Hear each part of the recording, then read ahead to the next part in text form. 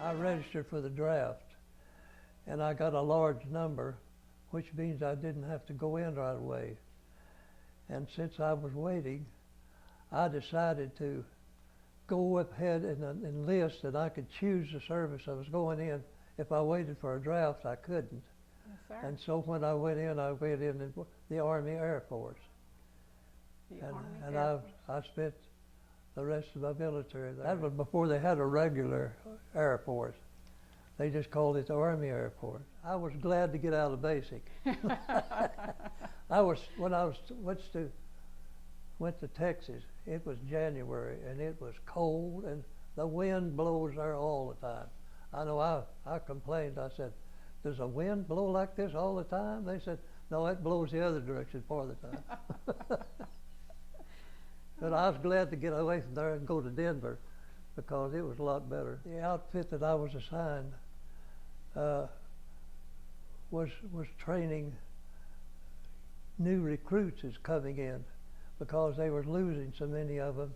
They couldn't keep enough to supply the, and when a crew, it took 10 men for a crew, and so they assigned me to this outfit, and I was crew chief there. I had to pick out the people that would help me sign them, and I had to pick out the crew to help me tear with them.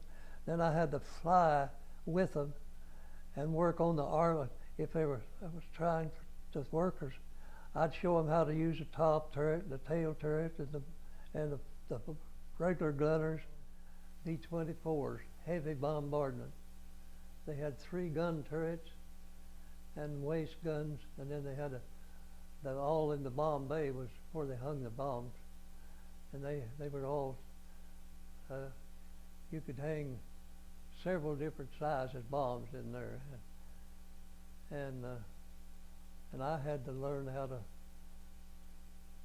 put all the bombs in. The outfit I was in, where I said I was crew chief, we did a lot of training for young people coming in. And we started traveling all over the country. I bet I was stationed at 25 different places. We'd go there and then we'd go to another place, then another place, then another place, and we were just moving around a lot before I actually went overseas. And that's where I got most of my experience, was traveling around. Because the outfit I was in, because we got assigned to training these young people coming in, then they needed us so bad. So I got to skip overseas for a long time because they needed me to do what I was doing here. Yes. That was during the time that Germany was shooting down a lot of planes. And if they shot down one of these 4-mortar bombers, they lost a 10-man crew along with it if they really went down. And it was, and they need a lot of training for these people, and they needed somebody that could fly with them. And you know, you go to train these people on the plane, you need to fly, and there's one, you could go on the ground and teach them the equipment, but in order to use it, you need to fly and show them how to use it when you're actually flying. When I was in the States, I was on the day shift, and there's another guy in our office who was working the night shift. And every time we'd have a plane that'd fly, one of us had to fly with it, with the crew and everything. And I was on the day crew and he was on the night crew. So there's one day this plane was ready to fly, and they called over to the office and said, "Tell Robertson we're ready to fly this plane." And they said, "Well, he's out on the flight line. He's not in here right now." And this guy that worked nights, he had got up and walked over to the office, and he was standing there, and he said, "Don't worry about it. I'll go. I'm not doing anything else." He said, let me go.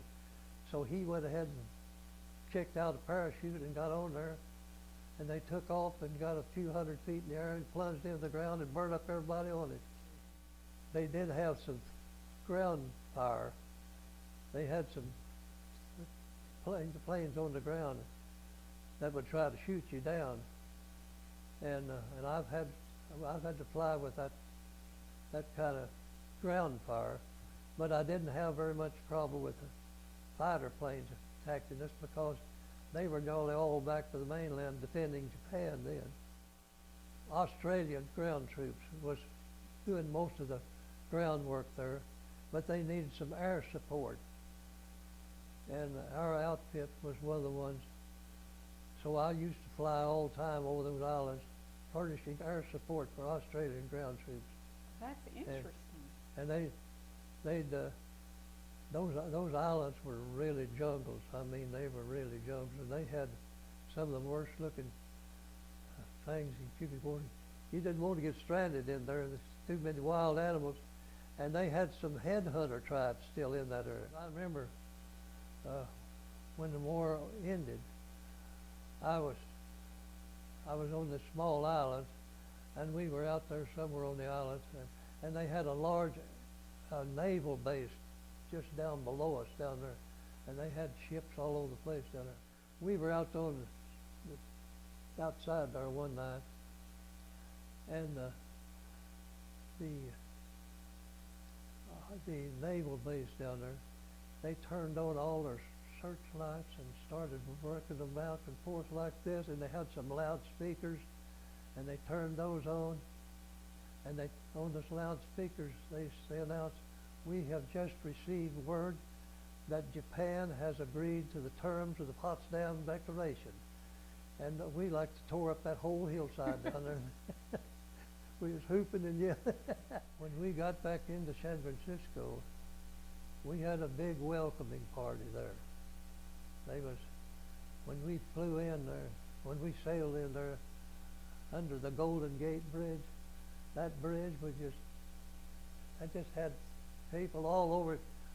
Welcome home, welcome home. Well, I never had thought of anything about the military that was outstanding about me, but I was thankful that things went as well as they did, and I did meet a lot of wonderful people, and because if there's any time in the world when you know basically what kind of people are, it's during a war, because that's when it'll bring out the best in you. I did learn how to be thankful if things are not going too well, because you've got a lot of things, and not just like now and everything else. When you get sat around feeling sorry for yourself, you're not doing very well. You need to spend that time being thankful everything's going well, because there are a lot of things you can be thankful for. I've learned that. That's one thing I've learned. I learned how to be thankful.